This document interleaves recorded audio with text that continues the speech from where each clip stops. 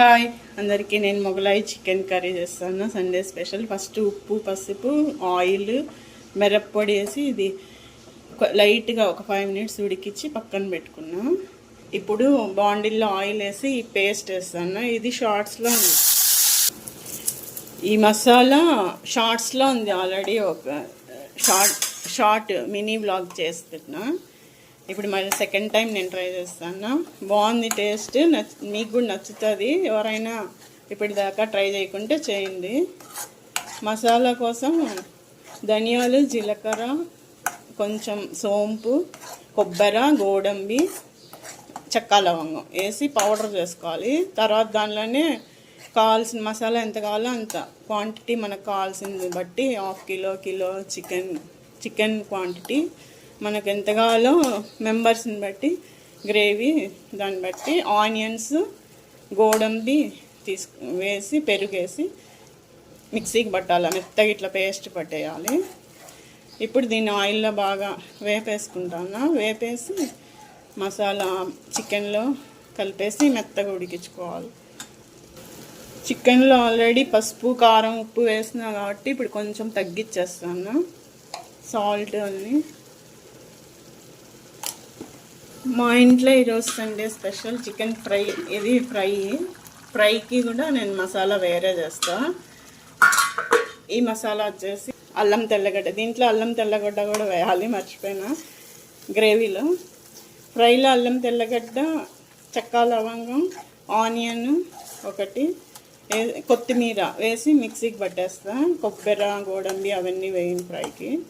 ఇది ఫ్రై కోసము ఉడుకుతూ ఉంది. ఇది సూప్ కోసం.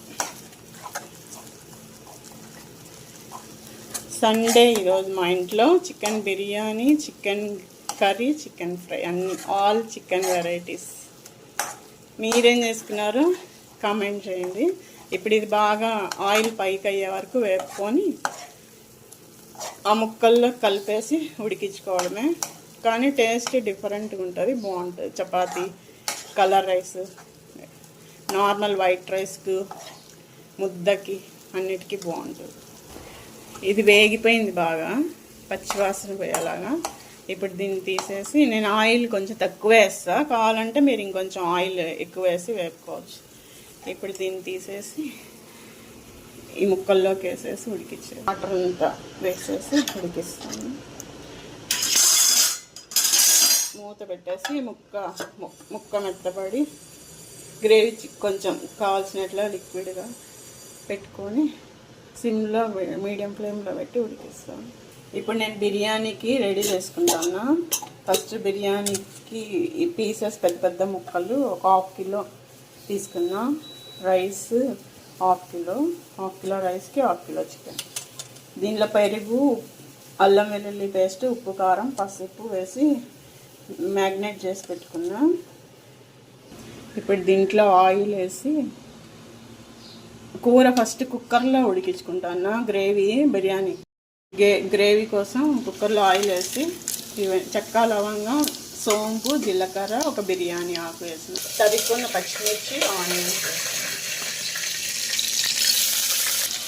ఆనియన్స్ వేసి ఇంకా సన్నగా తరిగిన పుదీనా, కొత్తిమీర కొంచెం వేసాం. మళ్ళీ రైస్ పైన వేస్తాం కదా, అందుకే కొద్దిగా వేస్తాం. ఇవి వేగినాక ఇప్పుడు ఇది కలిపి పెట్టుకున్న చికెన్ కూడా వేసేస్తాను.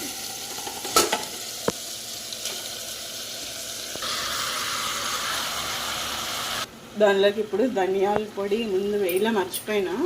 చికెన్ మసాలా పౌడర్ వేస్తాను ఒక ప్యాకెట్. 10 రూపీస్ది ఒక ప్యాకెట్ వేసేస్తాను. వేసేసి వాటర్ వేయకూడదు, పెరిగేస్తాం కదా.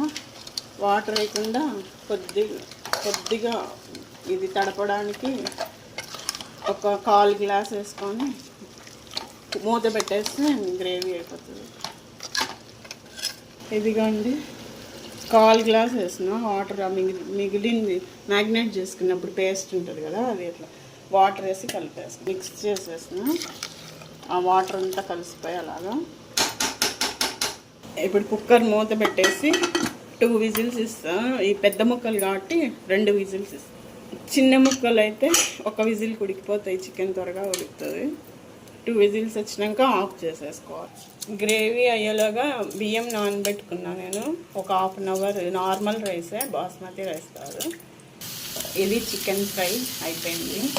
పెప్పర్ పౌడర్ వేసి లాస్ట్లో దింపేస్తాను. ఇది కూడా అయిపోయింది. గ్రేవీ థిక్గా కావాలంటే ఇంకొంచెం ఉడికించుకోవచ్చు, బాగుంటుంది దగ్గర పడే వరకు. నేను సూప్ కావాలి కాబట్టి కొంచెం చిక్కగా పెట్టుకొని ఆఫ్ చేసేస్తాను. బిర్యానీకి పెట్టిన గ్రేవీ కూడా అయిపోయింది. ఇప్పుడు రైస్ సపరేట్ ఉడికిచ్చేసి బిర్యానీ పెట్టేస్తాను. ఇప్పుడు నేను ఎసరు పెట్టుకున్నా రైస్ ఉడికిచ్చాకి. 4 యాలకులు, కొంచెం చెక్క, లవంగం, మరాఠీ ముక్క, కొంచెము కరివేపాకు వేసేసాను. కొద్దిగా నెయ్యి వేస్తాను. రైస్ అతుక్కోకుండా పొడి పొడి. సాల్ట్ వేసుకుంటాను. సపరేట్ బాండీలో ఆయిల్ వేసుకొని ఆనియన్స్ ఎక్కువ పడతాయి కదా ఫ్రై చేసి, అవి వేసుకుంటాను. ఇప్పుడు ఎసరు కాగిపోయింది. దాంట్లోకి నానబెట్టిన బియ్యాన్ని వేసేసుకుంటాను. అయిపోయినాయి ఇవి. నేను ఇప్పుడు సపరేట్గా ప్లేట్లో తీసుకుంటాను. ఇప్పుడు ఈ రైస్ని చూసుకుంటా మధ్యలో మధ్యలో ఒక అంటే 70% ఉడికేంత వరకు ఉడికించుకోవాలి.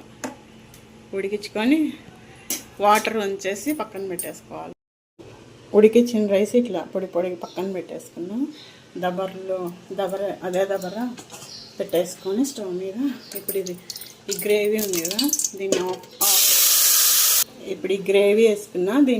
దీని మీద రైస్ వేసుకుంటాను. నేను ఒక్క లేయరే వేసుకుంటాను. ఇది రెడీ చేసుకునే వరకు స్టవ్ ఆఫ్లో పెట్టుకోండి, లేదంటే రైస్ అంతా వేసి అన్నీ ఫైనల్గా ప్లేట్ పెట్టి దమ్ పెట్టే వరకు ఉడికిపోతుంది కదా.